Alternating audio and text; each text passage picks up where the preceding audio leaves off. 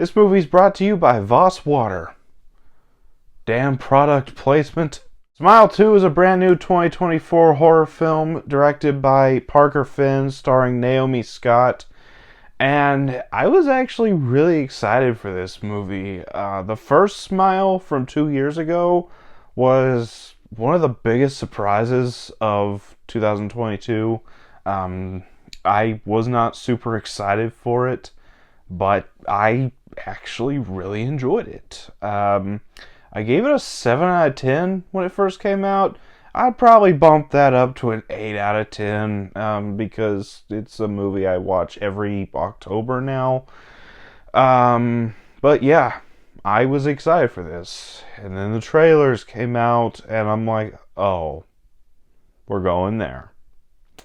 So, let's talk about this movie, starting off with the good, and there's still quite a bit that I liked here. First of all, Naomi Scott was really, really good in this movie. This is an actress who hasn't exactly had a very strong filmography so far, but she's always good in what she's in. Power Rangers and Aladdin specifically, I was not a fan of those movies, but she was easily the best part of both of those movies. I have not seen the Charlie's Angels reboot. I probably never will unless I get bored one day. But I'm sure she's good in that too. However, I think this is probably the best performance she's given so far that I've seen.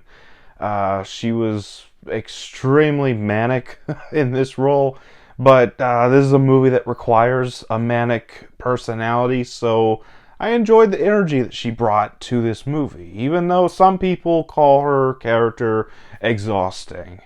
This is an exhausting movie. I'll get to that aspect in a minute, but I thought that she brought the correct energy that this role required. I thought she did a really good job. And another actor in this movie, he's only in it for about 2 to 3 minutes, but Ray Nicholson in this movie, he's definitely got his dad's acting chops. There is no denying the relation between him and his dad, Jack Nicholson. I want him in more stuff because he was great for his limited screen time in this movie. Outside of them, the story here, not too bad. I wasn't a fan of them pretty much ditching the Kyle Gallner character from Smile 1. I kind of wish they did more with his character.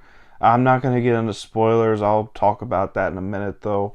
I still like the story here. You got a pop star who's been exposed to the smile curse, and she's trying to deal with it. And I actually really enjoyed the pop star setting. It's more of a public persona as compared to the first movie where it's a psychologist who isn't a very well-known public figure, so she's got limited interactions with the greater public. This one, she's a well-known celebrity, she's a very public figure, and she's got to meet fans, she's got to keep up with her agents, with her mother. It's a very much more stressful environment in this movie, and I enjoyed that bit of a change of pace. And also, I kind of enjoyed what I interpret what they were going for in this movie. Where the first movie was very much a exploration of trauma and how our trauma can affect us even into adulthood. This one, I feel like, was more of an exploration of the repercussions of fame and what it can do to someone who is basically forced into the spotlight by an opportunistic parent. I feel like this is a really good exploration of that, and I really enjoyed how they explored that and the self-destructive tendencies that come with that fame. I really enjoyed that exploration here. And just like with the first one, the soundscape, the sound mixing, the sound design absolutely makes this movie. The sound department on these movies really deserve a raise, and they really deserve all the work because they really add to the atmosphere here, along with the music department as well. Just the way everything's mixed together, it just makes for a very intense, creepy atmosphere. And the camera work really helps as well. There's a lot of great camera work here.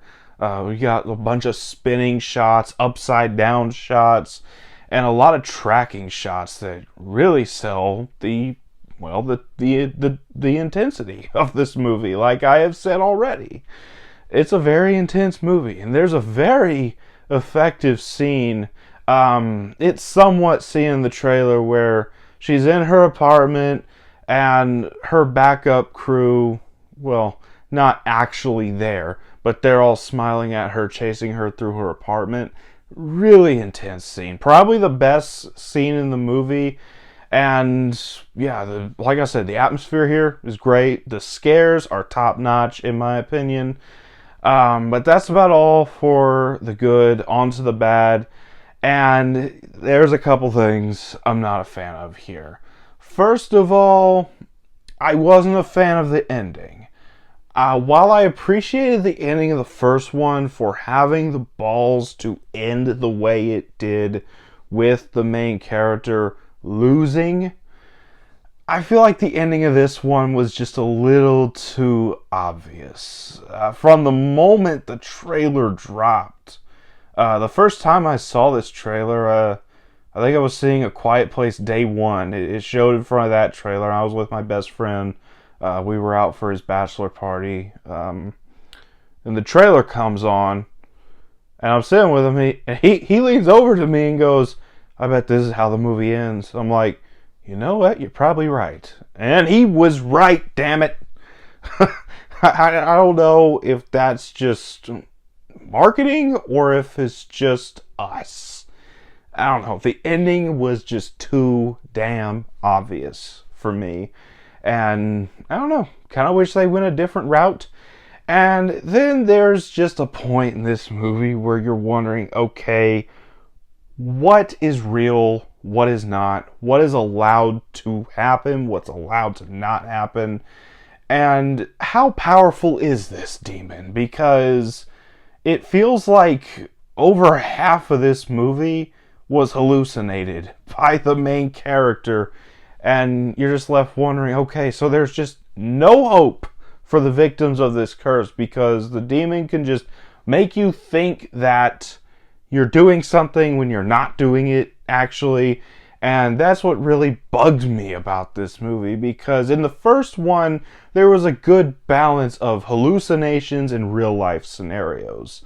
And in this one, it just felt like it was 90% hallucinations. Like, what actually was real in this movie? It was just a little exhausting in some parts, especially the third act.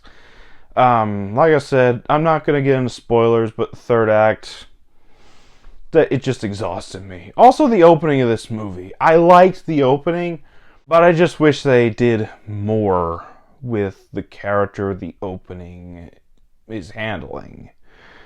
That's about all for the bad, outside of the product placement, which I've already joked about. So let's go ahead on to the final thoughts. And I enjoyed Smile 2. Probably not more than the first one, but probably just about as much as the first one. There's a lot of issues still, but there's still potential for a third movie. Hopefully we get a bit more of an exploration of what this curse is in the third one. But as of now, Smile 2 was a good time at the movies. I enjoyed it. I will buy it on Blu-ray. I will watch it with the first one every October. And I'm anxiously awaiting a third one. So I'm going to give it an 8 out of 10. So that was my thoughts on Smile 2. Let me know down in the comments what you thought about this movie, if you've seen it. And as always, if you enjoyed this video, don't forget to like, comment, subscribe, and I'll see you all next time.